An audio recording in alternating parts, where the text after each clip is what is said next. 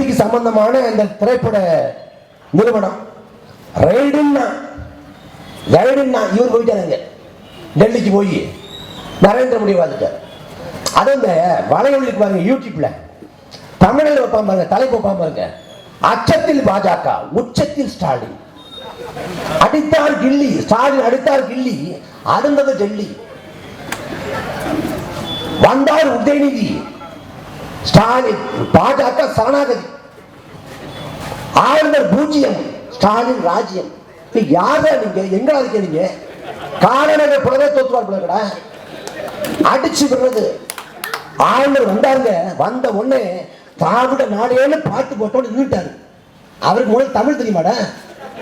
எதையாவது சொல்லி விடுறது. பாஜக எதுக்கணும், பாஜக இல்லைங்க, பாஜக தமிழ்நாட்டில் வளர மாட்டான். நீ என்ன பண்ற? பாஜக அவன் அங்க என்ன பண்றானோ அதை இங்க பண்ணிட்டு தமிழ்நாட்டுக்கு 9 லட்சம் கோடி கடன் வரக்கூடிய ஆண்டுல பட்ஜெட் போடணும்னா பற்றாக்குறை மட்டும் 46,000 கோடி இருக்குமா. நீ எப்படி சமாளிப்ப? இதுக்கு என்ன திட்டம் வச்சிருக்க? அன்பு சொந்தங்கள் கவனிச்சு பார்க்கணும். கஜானாவோட காசு இல்ல, பட்ஜெட் போட முடியல, தட்டுப்பாடு, திண்டாட்டம்.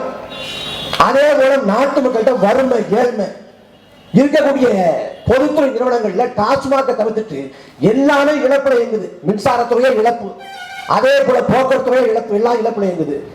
மக்கள்கிட்டையும் காசு இல்ல, பொதுத்துறை நிறுவனத்தையும் காசு இல்ல, கஜானாவையும் காசு இல்ல. ஆனா ஆளக்கூடிய ஆட்சியாளர்கிட்ட மட்டும் எப்படி காசு இருக்கு? இவ்வளவு கடன்கால நாட்டுல ஒரு ஓட்டுக்கு 2,000 ரூபாய் 4,000 ரூபாய் காசு கொடுப்பதற்கு காசு எங்க வருது? பதுக்கியும் ஒதுக்கியும் வச்சிருக்கான். அதுவும் எங்க ஊர் சொல்றாங்க, நாகப்பட்டினம் பக்கம் 40 கோடி இறக்கியாச்சு, தேவை நேரத்தில் கொண்டு சேர்த்தா போதுங்க. அன்பு மக்கள் கவனிக்கணும். நீங்க ஒரு பக்கம் இந்த நாட்டில் 8 லட்சம் கோடி கடன் இருக்கும், 9 லட்சம் கோடி கடன் இருக்கு அப்படின்னு பேசுறோம். இந்த 9 லட்சம் கோடி கடன் 50 லட்சம் கோடி கடனா கூட மாறட்டும், 100 லட்சம் கோடி கடனா கூட மாறட்டும். தமிழ்நாட்டின் பொருளாதாரம் ஒண்ணுமே இல்லாத திவாலாகி போகட்டும், நாட்டில் பொருளாதார நெருக்கடி வரட்டும், நாட்டு மக்கள் வீதிக்கு வந்து போராடட்டும். ஆனால் என்றாவது ஒரு நாள் அந்த பொருளாதார நெருக்கடி நாம் மீள முடியும், நம்மால் வாழ முடியும். ஆனால் அன்பு மக்களே, இந்த நாட்டில் இருக்கக்கூடிய இயற்கை வளங்கள் இந்தியாவில் எந்த மாநிலத்தை விடவும் தமிழ்நாட்டில் சூறையாடப்பட்டுக் கொண்டிருக்கிறது. வளம் குறித்த தமிழ்நாடு வறட்சி மிகுந்த பாலைவனமாக மாறிக்கொண்டிருக்கிறது. இன்னைக்கு செய்தியை பார்க்கிறப்ப நிலத்தடி நீர் மட்டம் போன ஆண்டை விட இந்த ஆண்டு குறைஞ்சிச்சுங்க. வளர்ச்சி என்று வாயிலேயே பேசுறான். ஆனா குடிதண்ணிக்கு தட்டுப்பாடு தமிழ்நாட்டில் சென்னை மட்டுமில்ல, அத்தனை மாவட்டங்களில் தண்ணிக்கு தட்டுப்பாடு, தண்ணீர் பற்றாக்குறை. இன்றைக்கே தண்ணீருக்கு இவ்வளவு தட்டுப்பாடு என்றால் இன்னும் 10 ஆண்டு கழித்து இந்த நாட்டின் நிலைமை என்னவா இருக்கும்? எல்லா மக்களுக்கும் தட்டுப்பாடு தண்ணி கொடுக்கணும். அதற்கு அரசு திட்டம் இருக்கா, நோக்கம் இருக்கா? தமிழ்நாட்டில் வறட்சி பஞ்சங்கிற செய்தியை கேள்விக்கொள்ளாமா? அன்பு சொந்தங்களே, நம் கண்முன்னே பார்க்கிறோம். துபாயில் ஒரு நாடு இருக்கு, நம்ம உறவுகள் வந்து துபாய்க்கு வேலைக்கு போனாங்க. கத்தார் இருக்கு, ஓமன் இருக்கு, சவுதி அரேபியா இருக்கு. இந்த அரபு நாடுகள்ல என்றைக்காவது மழை பெஞ்சு நீங்க கேள்விப்பட்டிருக்கீங்களா? அரபு நாடுகளில் மழை பெய்வதே அபூர்வம், அதிசயம். நம்ம ஊர்ல மழைக்காலம் ஒன்று இருக்கு, கார்த்திகை மார்கழி இந்த மாதங்கள்ல மழை பொழியும். ஆனா துபாயில மழைக்காலம் காலம் இல்லை, சவுதி அரேபியாவில் ஆறே இல்லை. இங்க வட்டாத ஜீவநதின்னு சொல்லப்பட்ட பல நதிகள் ஓடியது, ஆனா சவுதி அரேபியாவில் ஆறே இல்லை.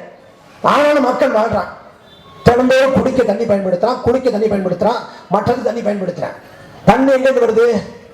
தண்ணி எங்கிருந்து கிடைக்குது?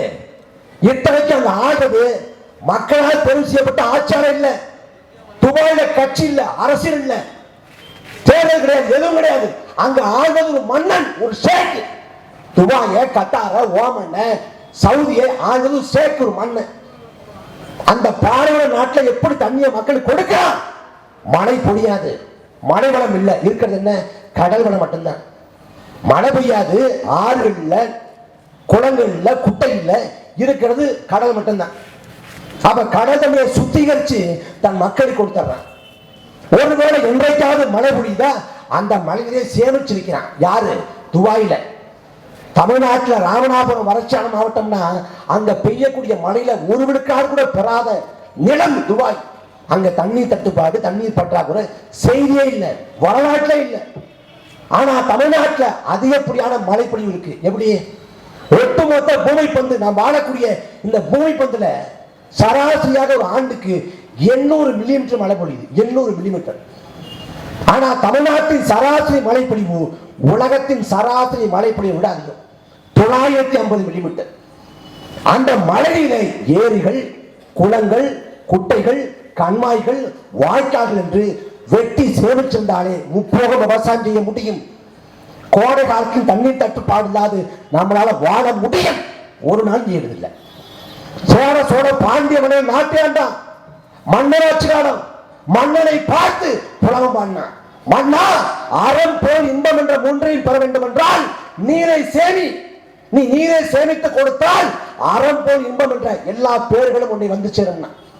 அதுபோலவே மன்னர்கள் நீரை சேமிச்சான். எப்படி? காவிரியை கொண்டாடி தீர்த்தான் சோழன், வைகையை கொண்டாடி தீர்த்தான் பாண்டிய.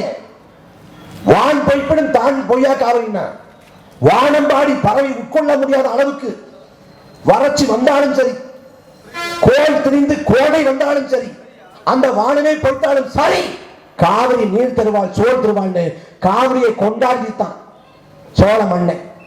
வைகை ஆற்றை பொய்யா குளக்கொடினா, ரெண்டு பக்கம் ஆற்றி ரெண்டு பக்கம் தண்ணியை கொடுத்து கொண்டே போயிட்டு இருக்கோம். அப்படிப்பட்ட பொய்யா குளக்கொடினா, அன்னைக்கு மன்னராட்சி காலத்துல சேசிபி இல்ல, கிட்டாச்சி இல்ல, டிராக்டர் இல்ல, பொக்கலன் இல்ல, கனரக எந்திரங்கள், வாகனங்கள் எதுவுமே இல்லை. அன்னைக்கு இருந்தது வெறும் மண்வெட்டி, வெறும் கடப்பாறை. மண்வெட்டி கடப்பாறை கொண்டு ஏரிகளை வெட்டினான். ஏரிகளை சங்கிலி தோட போல நினைச்சான். அங்க நீர் பாசனத்தை உருவாக்கினான், விவசாயத்துக்கு கொடுத்தான், மக்களுக்கு கொடுத்தான். தண்ணீர் தட்டுப்பாடு தான் கிடைச்சிச்சு. மன்னராட்சி காலத்துல சாதிக்க முடிந்தது. ஆனா மக்களாட்சி காலத்துல வாட்டர் டாக்ஸ் அப்படின்னு சொல்லி தண்ணிக்கு வரி வாங்குறான். தண்ணிக்கு வரி வாங்கி விட்டு தண்ணியை காசு கொடுத்து வாங்க நிலைக்கு தள்ளுறான். அடுத்த உலகப்போர் என்ற ஒன்று வந்தால் தண்ணிக்காக வருங்கிறான். உலகப்போர் சாதாரண நினைக்கலாம்.